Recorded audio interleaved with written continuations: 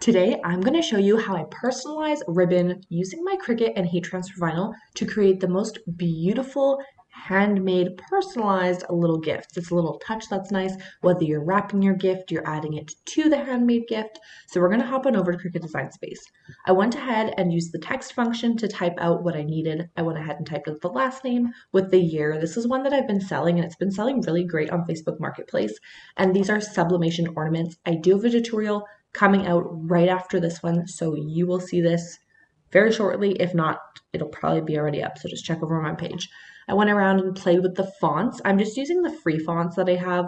Most of them you can just press on system instead of Cricut in the fonts area, and it's going to show you all the ones that are downloaded to your computer. So a lot of these I've got off of Creative Fabrica, defont.com, those types of places. The font that I'm using, I believe, is the Candy Christmas font. I will leave it linked down below. This is my favorite font to use. I use this for pretty much every single project. Now I'm going ahead and duplicating it. I did want to add a little star feature. It looked like a little snowflake, and I thought that would be cute. Another really cute idea that I might try for next time is adding glyphs. I've shown you how to do this. Essentially, it is different little symbols or cute squiggles and things that you can find in fonts that you either purchase or get for free online. I have shown you how you can access those because there are kind of like little keyboard codes and things like that, but there's an easier way to do it on your computer. So I'll leave that linked right up here if you want to go ahead and use the free glyphs that come with the fonts that you download. I went ahead and mirrored my image and I want to use scrap vinyl. So I'm going to show you how I pulled that off. I'm essentially just going to center everything to where I have the scraps laid out on my mat. So make sure your digital Cricut mat matches your physical Cricut mat. I'm going to hop on over and show you what that looks like. And I'm using Caesar So all you're iron going to on. do is place your scraps where you want it. I do try to line it up to be even, so you can see here like where the 4 is. I try to make it flat against the 4, the 7, and this makes it easier to put the corresponding spots on your digital mat on Cricut Design Space over there. So I lay this out, I kind of match it up, and then I'm ready to go ahead and cut it out. This is a great way to use up your scraps. In the background, I have my heat press warming up, so we're going to do a voiceover for this part because otherwise you're just going to hear the press heating up. So I went ahead and cut it out. You can see here kind of what it looked like using the vinyl scraps. So essentially, in my head, crafter math or girl math, this project was free. I went ahead and grabbed my ribbon, and you can see I heat my press up to about 300 degrees. I am pressing it for about 10 to 15 seconds. I was doing a previous project that had the 70 seconds timer on there, so if you're a little confused, that's on there. But I always suggest doing like a little bit of a test before because it's up to personal preference, really. You're going to lay out your ribbon. I purchased this ribbon from the Dollar Tree, so it doesn't have to be anything fancy. I went ahead and spaced it out to where I would like. There is the little transfer sheet already on there, so that's going to protect it, but I'm also going to add some parchment paper. Maybe you want to add a Teflon sheet, something like that. You don't need a heat press for this project. You can use a hair straightener.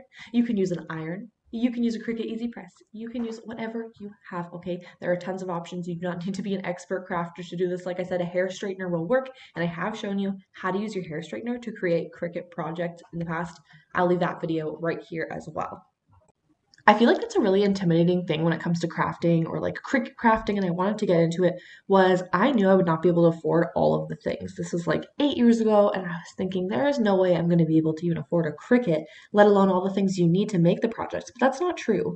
I was able to get things secondhand. I was able to use my hair straightener to make and sell things for many years with heat transfer vinyl projects, and then I saved up that money that I made by using my hair straightener to heat press iron on, if that makes sense, onto like elves and all of those things. And then I was able to go ahead, take that money and purchase something else.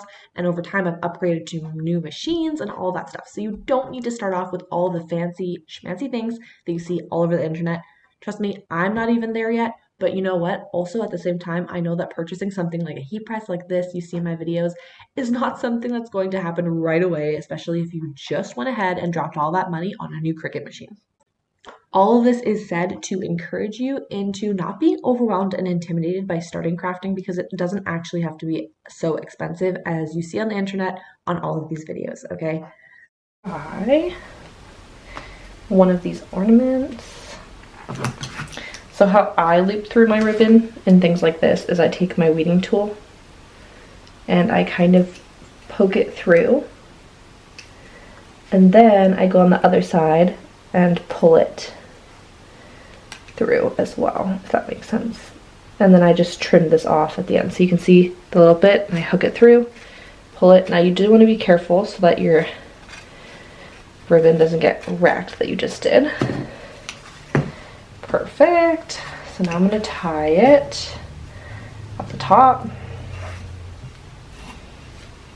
So cute.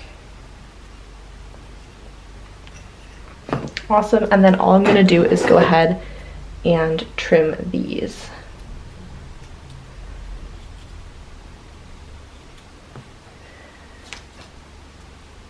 There we go. Done. So cute. If you want to see how I made these cute little sublimation ornaments, make sure to check out this video linked right here, and you'll see exactly how that's done. I mean, you could use your Cricut with vinyl if you don't have sublimation printer. There are tons of options. So I'm gonna go finish up all of these and get these sent out in the mail before the holidays.